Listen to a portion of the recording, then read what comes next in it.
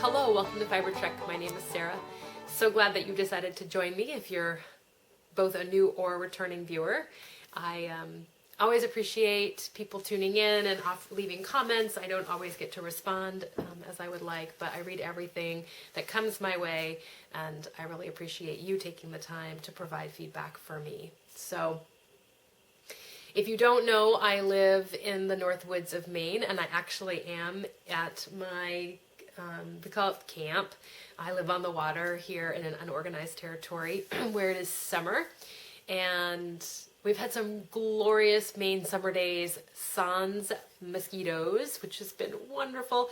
They're mostly the worst in the morning, but I did not take the opportunity to record outside, mostly because it's overcast and I have a few other chores I need to get done. And the puppy's asleep on the couch. So I don't know if I mentioned this. I have been on a serious walkabout. I know I've been gone a while, and I literally have been walking. That's what I've been doing with my free time. Walking and playing Frisbee and training. So, I got a puppy. If you're just joining me, recently we've been together for about 10 weeks now. She is 20 weeks old. She's a border collie, and I have really put a lot of energy and effort into positive reinforcement training, primarily focusing on recall. So we've been doing that. And in the meantime, it really hasn't allowed me much time for other endeavors. So that's where I've been. I wrapped up school. That was a little bit rough there at the end of my first school year, but I'm out of the woods for now and happy to be where I'm at, completely immersed in the craft. And then I moved up here, and now I'm kind of settling in. And just as I'm settling in, I'm getting ready to leave on my first retreat. So I leave on Saturday for that, so I figured I'd better get a podcast out there. So on today's edition, I have 0 finished objects. That's not true. I have finished objects. They're just not of the knitting genre. I definitely have works in progress, and I have some spinning to talk about, which has been wonderful to be back at the wheel, and a couple acquisitions and discoveries, and then a fond farewell. So let's just jump right in with a finished object. I attended Shearing on the island this year up on Nash. If you go ahead and revisit a number of my old podcasts, and you will hear all about Starcroft yarns and Nash Island fleece. And I have been working on my wool grading skills with Janny in the pen. So the sheep are rounded up on the island, and they're funneled into a corral, and then we've got 4 shearers. So you've catchers, shearers, and then there's the skirters at the table. And Rob and I were both in the pen, and as the shearers are shearing, we are getting rid of the belly wool, and we kind of do a pre-skirt of all of the, we called them dags in Scotland. So anything that's like it's just pretty much, it's just shite. So you're scooping that off. If it's bad, you're just kind of getting rid of the worst of it and getting it out of the pen. Part of that so it doesn't ruin the fleece. And it also, of course, helps the skirting table. And then as that sheep is being finished, you're picking it up and you're throwing it onto the skirting table. So you're in the pen, picking and throwing and kind of sorting. So Janny at that point is looking at all the different fleeces, and as you're throwing, you're calling out what it is, what it's going to be, and then that gets sorted into bags. So primarily the number one thing to think about is hand spinning fleeces. So those hand spinning fleeces are rolled in sheets. They are then re-skirted again by Janny, each one of them, before they're shipped. If you're interested in hand spinning fleece from the island, you can certainly contact Starcroft Yarns. You can contact me and I can get you in touch with Janny. So anyway, it was 2 nights away. I haven't really been away for a very long time, and it was wonderful. I got to see my friends, and I got to do a photo shoot with Gail Zucker, and that was wonderful. I'll tell you a little bit about that in a minute. And I saw my friend Beverly, and of course the family that owns the island and manages. It's just a wonderful day out, and I kind of catalog a little bit of the feel of that in my short clip gone walkabout, and that's shearing on flat island. Anyway, all of that to tell you I learned a new skill. Beverly Army Williams taught me how to crochet rocks. So this is a stone from Nash, and of course it's Nash Island wool. I was really chuffed with my ability here. I don't think I can recreate this without prompts. Once I got started, I was fine. I could do the row and then she'd prompt me to the next, etc., etc. But I don't think I could like pick up the crochet hook and make it all happen. But there are YouTube videos, so I'm hoping I'd like to do a couple more, and then these are what I use for weights, for pattern weights. Just listening to the snoring. So that's finished, kind of ends to weave in. Oh, are we dreaming? In progress for knitting is really one thing, and then another that I've decided to bring back into the fold that I kind of forgot that I was working on. So I had been keeping this in my Hawthorne Cottage Craft bag from the lovely Kate of the Hawthorne Cottage Craft podcast. Anyway, I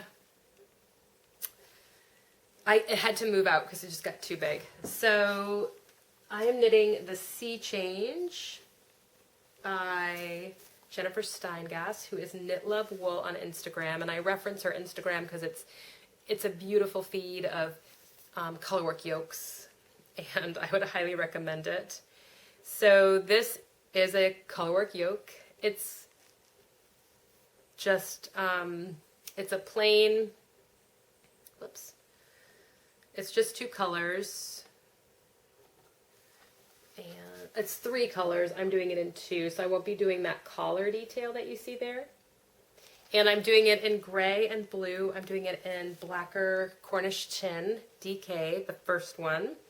And this is Levant Gray, which is the main color. No surprises there. And this is going to be the contrast blue. That's kind of what it looks like. So I haven't gotten to, I've got to use this once because there's a contrast detail on the sleeves, but I just attached the sleeves and I'm working the raglan decreases, and I'm just gonna, it's 5 o'clock. Pick up my stitches while you enjoy the bells. I know this is really exciting, gray stockinette. Anyway, here it is. I'll give you some detail here on the sleeves. You do get to do some color work. I opted to leave out the color work on the bottom. I really just wanted the sweater to be drawn up to my face, and I took some of Claire's advice from the Woolly Thistle and the New Hampshire Knits podcast. We knitted this together with Patricia of Knitography. And she omitted that section as well, and I decided to, based on just my figure and how I wanted it to fit and what I really wanted to accentuate as far as the color work, and I think that yoke is just stunning. So I'm trying to think if there's anything I did differently. I knit my sleeves as gauge swatches almost on almost all my sweaters. I typically knit yokes, and so I was coming, I needed to go up, and I went up a size because I just wanted it a bit bigger, and I was able to calculate out exactly, I wasn't going to, if I went up in size based on my gauge, I wasn't going to get that size, but I also wasn't going to get the size below it, so I got somewhere in between, which is perfect. So anyway, stockinette gray, blacker Cornish Tin. That's a it's a blend of a number of different fibers, goat, I think there's goat, alpaca, and wool, and then breed specific within that. So that's that. And then I resurrected, because again, like I said, I kind of forgot that I had it. Love and Lemons I think that's Melanie Berg. Let me see if I've got it on here. So this is just an asymmetrical shawl with kind of an eyelet garter ridge patterning. I'm doing it out of Piper, which is Quince & Company. And I'm doing it, I don't know what the name of the colorway is. But this is basically, ooh, there's other treasures in there. I hadn't seen them in a while. This is basically one skein's worth. And I have 2 skeins, so I'm just trying to finish out all the skeins. So you don't really need to see a picture because that kind of gives you a real good view. And I dropped a stitch. I forgot, and that's why this pin is on here, which is, says, the bee's knees. So anyway, I thought I would kind of resurrect that. I'm headed to my retreats, and instead of having to worry about chart work in certain situations, this is just easy to do because it's pretty memorizable. So that will go. Huh. Some fun stuff in there I didn't even remember that I had in my scraps. So that got resurrected. I kind of just added that in so everything wasn't gray in this episode. So anyway, I also have a baby sweater I need to finish for my niece, and I need to finish the Busta Beanie. I had run out of yarn, and Claire had sent me more, and I just haven't picked it up, and I'm almost done. So that could probably get finished too. And that would kind of clear up some kind of languishing projects, which would be good to do. Let's see, what else? So that's really it for knitting. I only have one other knitting thing, and sometimes I make this a separate segment, but I don't think I'm going to today. So this is my Shackleton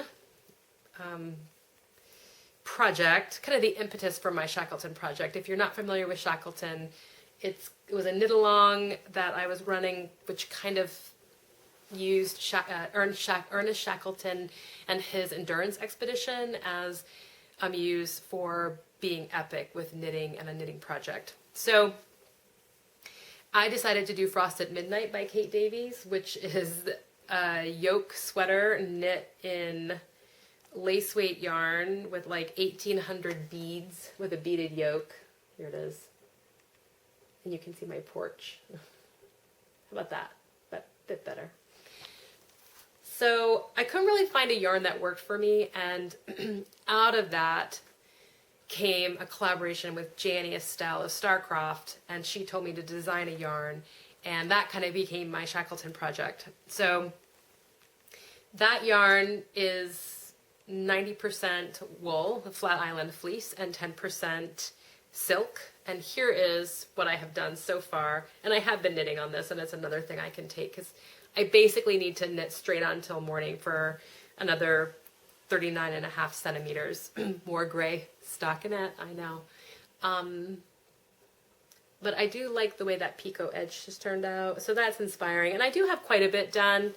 I'm knitting it on US 2s. So, in the lifeboat here.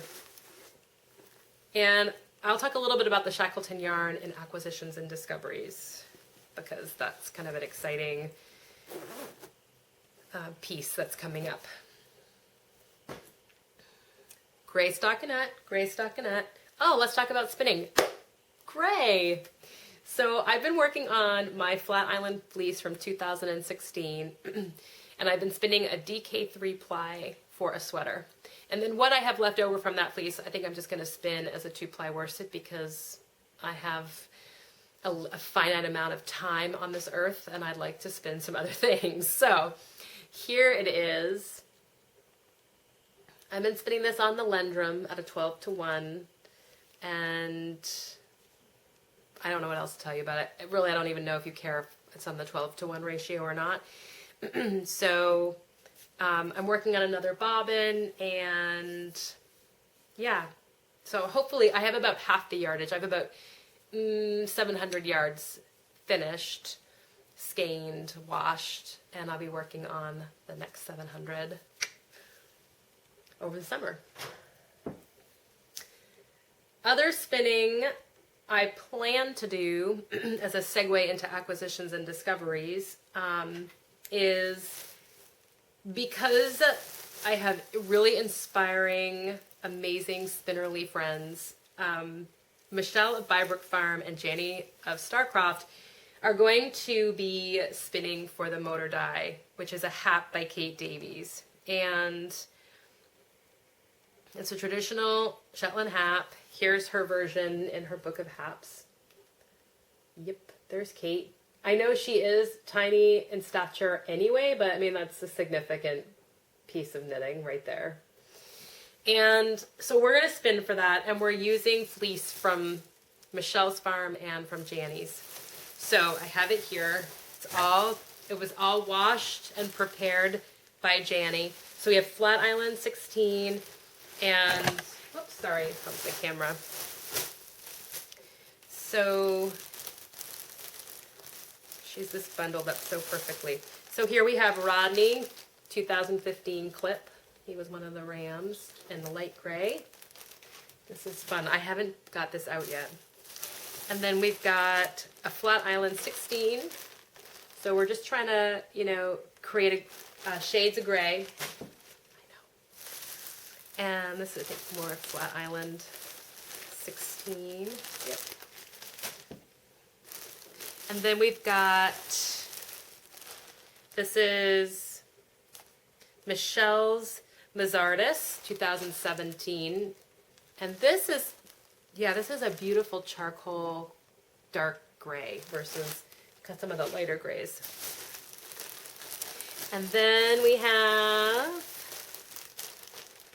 Flat Island 16. Ooh, look at that. I don't think I could be any happier. I'm just looking, you know what? How everybody's doing that Find Your Fade. I should totally do Find Your Fade, but do it all in grays, right? That's what I did with the color affection, which I called the color defection. Massardis 17. Yeah, I think I covered everybody's represented. So we've got Aristic County represented here by Brook Farm. We've got Flat Island represented. And yeah, so that's so much fun. To have like all these different, it's my Find Your Fade.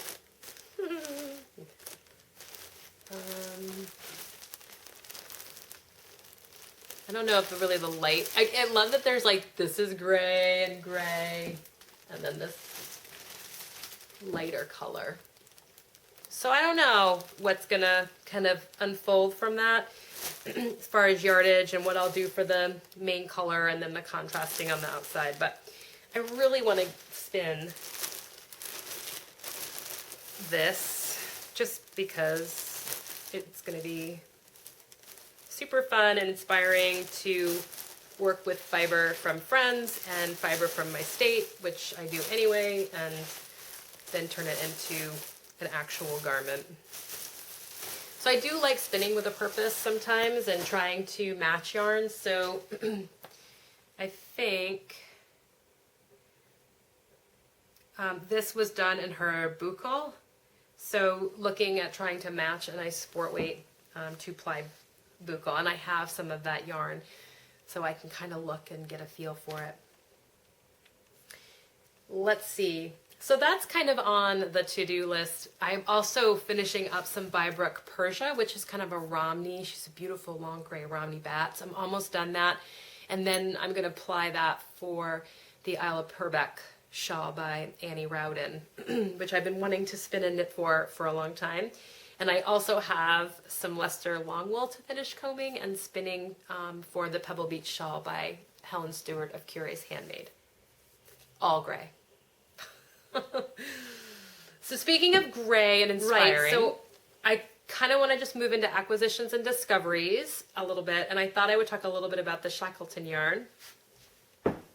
So the Shackleton yarn was the collaborative effort of Jannie, Estelle, and myself, and I kind of talked a little bit about the impetus for that earlier. It's labeled, it's skeined. The label was designed by Sam Upton and block carved and printed by Sarah Lake of Upton Yarns for me.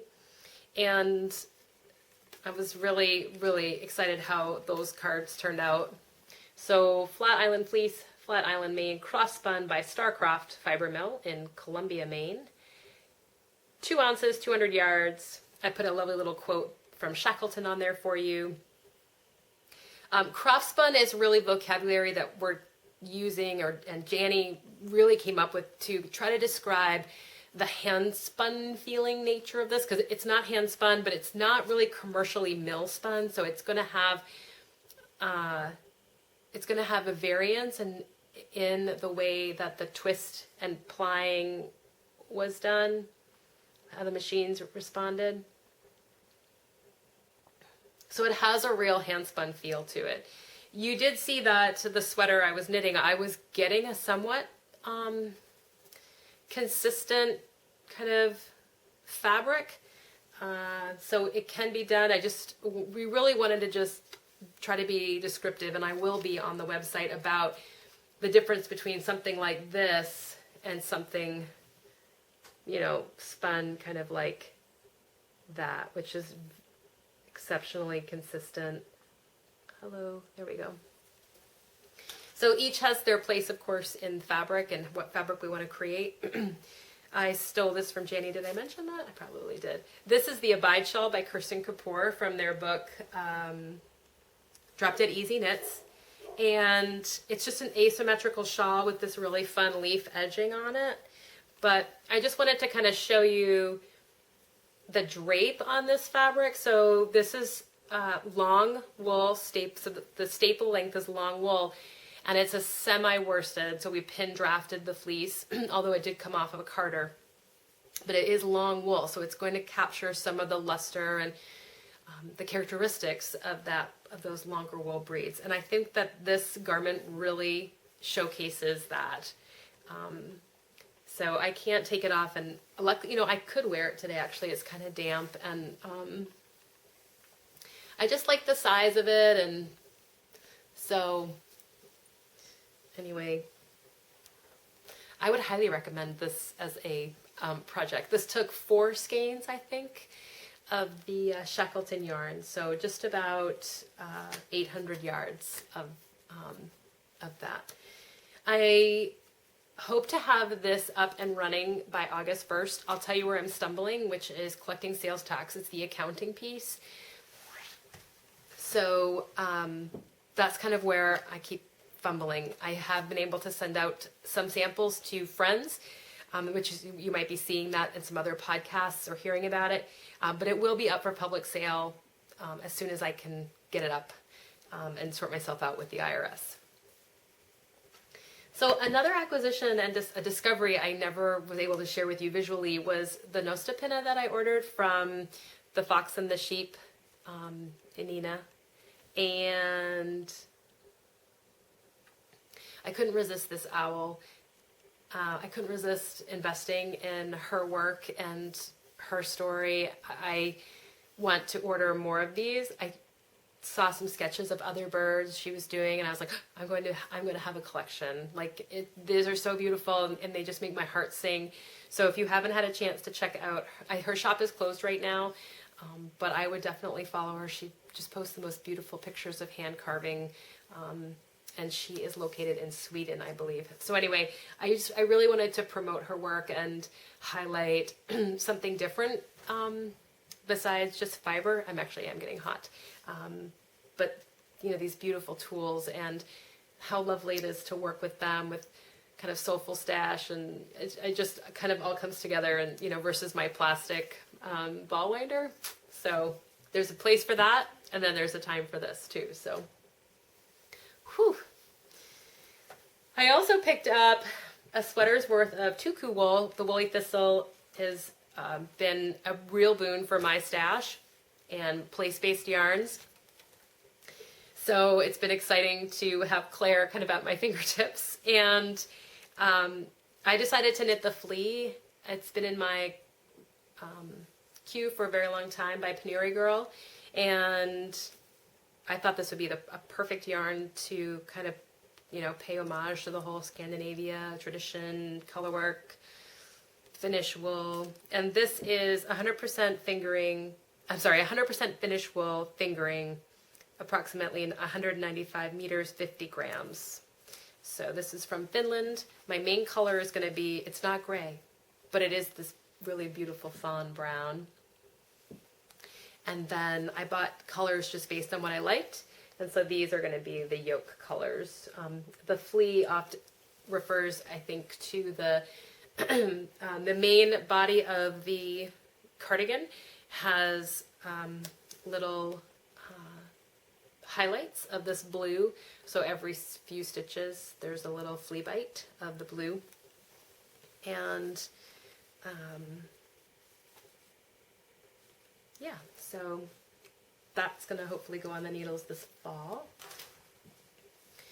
What else? Oh, I had listened to the Thistle and Shamrock, and they had an interview with Archie Fisher. And he is one of my favorite Scottish singers and songwriters. I have one of his albums, and I just love it. And he had a song on there, and I hadn't thought about it in years. I just haven't pulled that CD out. So it was wonderful to hear this interview with Fiona Ritchie. Remember Archie Fisher and how much time I spent with that CD in my young adult life, going to university in Vermont. I used to attend a session every Wednesday night where a group of musicians would get together and play traditional music, and I sang and played the bourdon, and I was in a couple bands and sang with them. Anyway, I got introduced to Archie Fisher through a very, very dear friend that I met there. And this older gentleman, he played all sorts of instruments and wrote songs. Anyway, I spent a lot of time with Marty and he and Archie Fisher, and this was kind of all bubbling up for me. But Archie Fisher has this amazing song called A Western Island. And I thought I would read it to you. I'll try to... here it is. It's always resonated with me, and I just wanted to share it with those of you who kind of connect with this podcast and place and land and gray yarn and a very specific visceral feeling of wet wool and whiskey and smoke and being cold and tired and getting in and that feeling of sinking in to your bones and the fire and all of that. So anyway, this is I Came to a Western Island. I came to a western island, as far as a man can walk is my land. Cleared 10 acres and a house I built into the side of the hill. 1 cow and a lean-to byre, a spring close by and a driftwood fire, a clear view of the settin' sun and 12-gauge hammer gun. I keep sheep, I fish deep water in a high-bowed boat called the Neptune's Daughter, and she will ride any western gale and can carry a stack of sails. Some nights when the bright lights flicker, I sail to the mainland for my liquor. I haven't got a woman to call my own, but I never wake up alone. A man needs to feel the ground and the wind to tell him that the world spins round, to watch the stars and taste the sea, and a woman to keep him free. I came to a western island, as far as a man can walk is my land. Cleared 10 acres and a house I built into the side of the hill. So I used to sing that a lot, and I just thought it was kind of fun to revisit that. And, you know, not every single line in there is, of course, descriptive of the way I think about wool and place, and but I just have always loved that song, and been lucky enough to actually experience some of that. Not sailing to the mainland for my liquor, or let's see. But I got to feel the ground, and I have the wind to tell me that the world spins around, and to watch the stars and to taste the sea. And I have wool to keep me free. Anyway, I just thought it would be fun to share that. Speaking of Western Islands, let's move to the Northern Islands. My friend Jennifer Goyer of Anna Runes and Wild Lily alerted me to this sheep festival. It's the North Ronaldsay Sheep Festival, and it's July 31st through August 11th, and it says, "Are you ready to try something new? Conservation through restoration. Learn a new skill or further existing knowledge from North Ronaldsea's unparalleled community experience. Recent storms have caused catastrophic damage to the historic sheep dike that surrounds the islands of North Ronaldsea, leaving the island's unique seaweed-eating sheep vulnerable to copper poisoning and polluting their gene pool through crossbreeding. We are looking for volunteers to come to the island and take part in North Ronaldsea's second Summer Sheep Festival, a working holiday like no other. The Sheep Festival is a 2-week event on conserving the island's native sheep breed through the restoration of the sheep dike, where you will be guided under the knowledge base passed down through generations of islanders. Building a sheep dike differs from a traditional dry stone wall, and here you will have the opportunity to learn from the experts. Fun activities will be scheduled during your stay on this magical island, including the island's annual sheep fund, live music from local musicians, a dance, and tours of North Ronaldsea's lighthouse and wool mill. I'm so wanting to go to this, and maybe I will next year. Maybe I'll just make a full working holiday, go over and stay on Edie, and then go up to the Sheep Festival in North Ronaldsea. Anyway, you can get more information at nrsheepfestival.com. Are you inspired? Do you want to go? I want to go. I want to go build sheep dikes and feel the wind and ride in Neptune's daughter and with a stack of sails, right? So anyway, there is a website. It looks like more information is available, and go North Ronaldsea. So they have a shop. Cool.